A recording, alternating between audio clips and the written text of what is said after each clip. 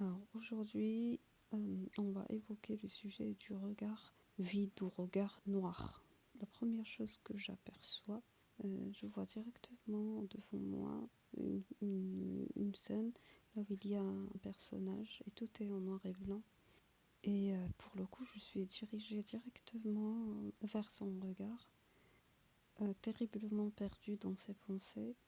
Et ce qui m'évoque son regard, c'est la solitude, l'indifférence, complètement renfermé dans son monde et tout le reste c'est égal pour lui. Comme si je suis dans un tram et c'est une vibration assez particulière parce que comme s'il est complètement dégagé de la scène générale du tram, comme si c'est un personnage à part. Par rapport à son regard en lui-même, on dirait des yeux secs.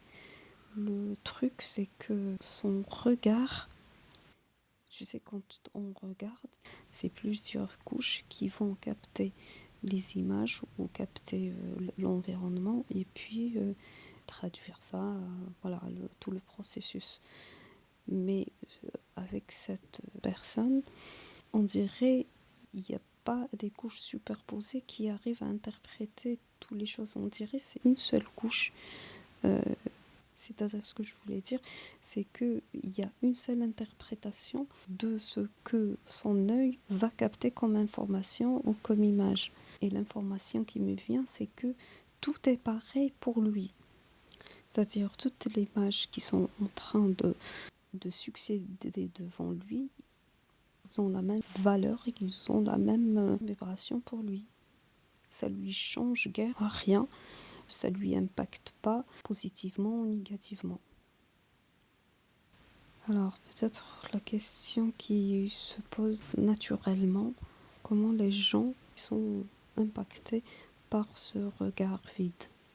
La première chose, c'est l'incompréhension totale de ce regard, c'est-à-dire la personne qui entre en contact visuel avec la personne principale, elle ne comprend pas, et ça découle de ça, une certaine attirance due l'incompréhension, comme si c'est une certaine curiosité. Pourquoi son regard il n'est pas compatible avec le nôtre? Pourquoi il est si particulier? Bien sûr, ça c'est consciemment ou inconsciemment. Et puis que l'impact de ce regard vide, c'est qu'on est par conséquence très perturbé par ce regard et très troublé.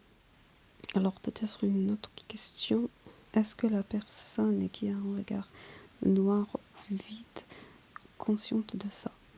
Alors la réponse qui me vient directement, c'est la personne sait qu'elle est profondément touchée par quelque chose qui lui rend dans un état d'indifférence, ça elle le sait très bien, mais elle n'est pas consciente forcément par ce qu'elle reflète comme regard.